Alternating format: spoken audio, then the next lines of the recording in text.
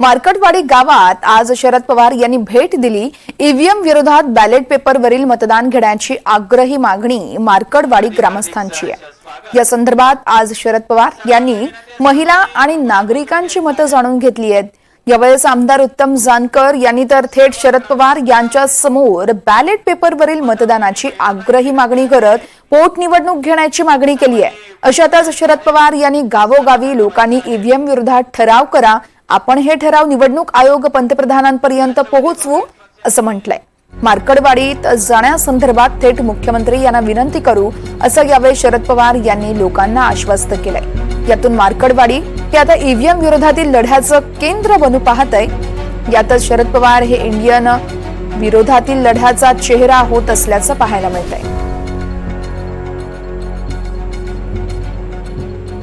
आणि या संदर्भात सध्याच्या स्थितीचा आढावा घेतलाय मार्कटवाडीतील आमचे प्रतिनिधी संकेत कुलकर्णी यांनी। पाहूया आपण।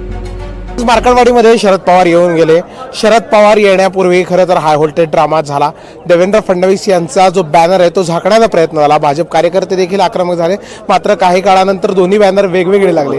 शरद पवार आले, नागरिकांनी महिलांनी थेट शरद पवारांसमोर आपल्या कैफियती मांडल्या। मात्र या सर्वांमध्ये शरद पवारांनी देखील आता तुम्ही गावोगावी ठराव करा, तुम्ही तुमच्यावर गुन्हे दाखल झालेले त्याचे पुरावे द्या, ते आम्ही प्रधानमंत्र्यांपर्यंत सादर करू असं देखील सांगितलं। या सर्वांमध्ये विशेष बाब म्हणजे शरद पवारांनी थेट आपण मुख्यमंत्र्यांना विनंती करणार आहोत की तुम्ही मार्कटवाडीत जावा, तेथील नागरिकांशी संवाद साधा, त्यांच्या भावना जाणून घ्या, निवडणूक यंत्रणेवर गैरविश्वास राखता कामा नये असं खरं तर सुतोवा शरद पवारांनी केलंय। त्यामुळे या सर्वांमध्ये आता देशात ईव्हीएम विरोधाच्या लढाईचा चेहरा आता शरद पवार होऊ पाहत आहेत, हे आता मार्कटवाडीवरून सिद्ध होत आहे। देशातील ईव्हीएमच्या विरोधातील जो बंड आहे, जे काही आंदोलन उभं राहत आहे, याचा केंद्रबिंदू महाराष्ट्रातलं खास करून सोलापूर जिल्ह्यातील मार्कटवाडी होत आहे।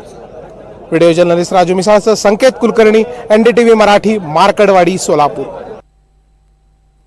तर शरद पवार यांनी मार्कटवाडीतील ग्रामस्थांसोबत चर्चा केली आहे। तेथील महिला आणि नागरिकांचा नेमका काय कल आहे, त्यांना नेमकं काय वाटतं, त्यांच्या मागण्या काय आहेत, या संदर्भात देखील शरद पवार यांनी त्यांची मतं जाणून घेण्याचा प्रयत्न केलाय।